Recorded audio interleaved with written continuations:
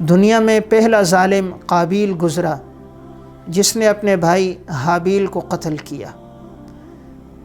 تو جب یہ اپنے بھائی کو قتل کے ارادے سے آگے بڑھا تو حابیل نے کہا تھا لئن بسطت الی یدک لتقتلنی ما انا بباسط یدی الیک لاقتلک انی اخاف اللہ رب العالمین۔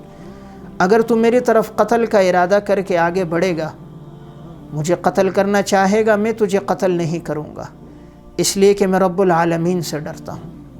تو یہ پہلا ظالم تھا جس نے اپنے بھائی کو قتل کیا، لیکن پھر اسے کسی پل چین نہ آیا۔ ساری زندگی پھر یہ تڑپتا رہا، پریشانی اور تکلیف میں مبتلا رہا، اور قیامت تک اب جو بھی قتل ہوگا تو اس کا ایک گناہ جیسے قاتل کو ملے گا، تو گناہ کا ایک حصہ قابیل کو بھی ہوگا کہ جس نے ایک برے کام کی بنیاد رکھی تھی۔ دنیا میں ایک ظالم نمرود بھی گزرا کہ جس نے حضرت ابراہیم علیہ السلام کو آگ میں ڈالا تھا۔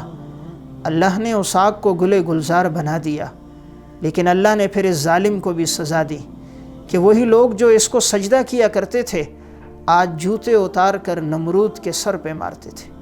ایک لنگڑے مچھر کے ذریعے سے اللہ نے اس کی عقل کو ٹھکانے لایا کہ وہ مچھر جو اس کے سر میں داخل ہوا، اب جب تک کوئی سر پہ جوتی نہ مارے تو اسے اطمینان نہیں آتا تھا۔ اللہ نے اس ظالم کو بھی دنیا میں سزا دی۔ ایک ظالم فرعون بھی تھا کہ جس نے بنی اسرائیل کے 20,000 سے زائد بچوں کو ناحق قتل کیا۔ اللہ تعالیٰ نے اس ظالم کو بھی سزا دی اور پانی میں غرق کر دیا۔ فَالْيَوْمَ نُنَجِّيكَ بِبَدَنِكَ لِتَكُونَ لِمَنْ خَلْفَكَ آیَةً وَإِنَّ كَثِيرًا مِّنَ النَّاسِ، آج کے دن ہم تیرے جسم کو باہر پھینکیں گے تاکہ تو آنے والے لوگوں کے لیے عبرت کا نشان بن جائے۔ تو اللہ نے اس کی لاش کو باہر پھینکا۔ آج بھی وہ مصر کے عجائب گھر میں محفوظ ہے تاکہ قیامت تک لوگوں کے لیے عبرت کا نشان بن جائے۔ ان ظالموں میں 2 ظالم وہ بھی تھے جنہوں نے حضرت عثمان رضی اللہ تعالیٰ عنہ کو شہید کرنے کے لیے دیوار پھلانگ کر آئے تھے، سعودان بن حمران اور عمر بن حمق۔ حضرت عثمان رضی اللہ تعالیٰ عنہ 40 دن تک بھوکے پیاسے تھے۔ شہادت سے ایک روز قبل خواب دیکھا تھا۔ خواب میں رسول اللہ صلی اللہ علیہ وسلم کی زیارت ہوئی۔ آپ نے فرمایا عثمان کل تم افطاری ہمارے ساتھ کرو گے۔ حضرت عثمان نے نیا لباس پہنا۔ اگلے دن جو قرآن کی تلاوت شروع کی، یہ 2 ظالم دیوار پھلانگ کر آئے۔ حضرت عثمان کے سینے پہ انہوں نے وار کیے، سینے سے خون بہنے لگ گیا اور قرآن کریم کے اوراق پہ وہ خون لگا۔ قیامت کے دن حضرت عثمان کا یہ جو قرآن کا نسخہ ہوگا، حضرت عثمان کی شہادت کی گواہی دے گا۔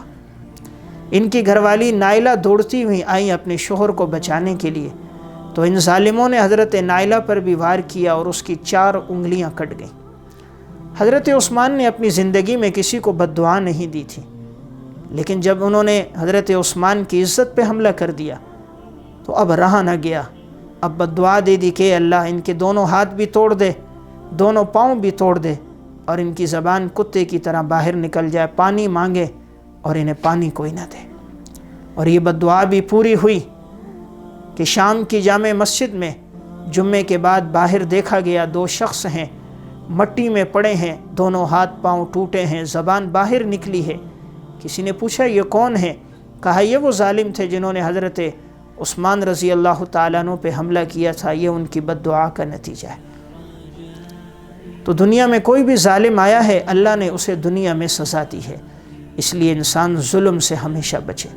اللہ ڈھیل ضرور دیتا ہے، وَأُمْلِي لَهُمْ إِنَّ كَيْدِي مَتِينٌ، اللہ ڈھیل دیتا ہے لیکن اللہ کی پکڑ بہت سخت ہے۔ إِنَّ بَطْشَ رَبِّكَ لَشَدِيدٌ، اللہ جب گرفت کرتا ہے پھر اللہ تعالیٰ قیامت تک لوگوں کے لیے اسے پھر عبرت کا نشان بنا دیتا ہے۔ حضرت حسین رضی اللہ تعالیٰ عنہ کو شہید کرنے والے جتنے بھی ظالم تھے اللہ نے سب کو پکڑا۔ مختار بن ابی عبید ثقفی کا دور آیا، ایک ایک کو پکڑ کے قتل کیا گیا، کوئی بھی باقی نہ بچا۔ عبید اللہ بن زیاد، اس کا حشر کیا ہوا؟ سنن ترمذی ابواب المناقب میں روایت ہے، عبید اللہ بن زیاد اور ان کے ساتھیوں کے سر رکھے تھے، اچانک ایک اژدہا آیا، عبید اللہ بن زیاد کے ناک کے نتنوں سے داخل ہوا، منہ سے نکلا۔ پھر منہ سے داخل ہوا، ناک کے نتنوں سے نکلا، پھر اس کے ساتھیوں کے ناک اور منہ میں بھی داخل ہوا۔ اللہ نے اسے عبرت کا نشان بنا دیا۔ علماء اکرام کے نیو بیانات سننے کے لیے آپ ہمارے فیس بک پیج کو لائک کریں اور ہمارے یوٹیوب چینل کو سبسکرائب کر کے بیل آئیکن پر کلک کیجیے۔ اپنی نیک دعاؤں اور تمناؤں میں ادارہ سعد نشریات کو یاد رکھیں۔ شکریہ۔ علماء حق کی آواز، سعد نشریات۔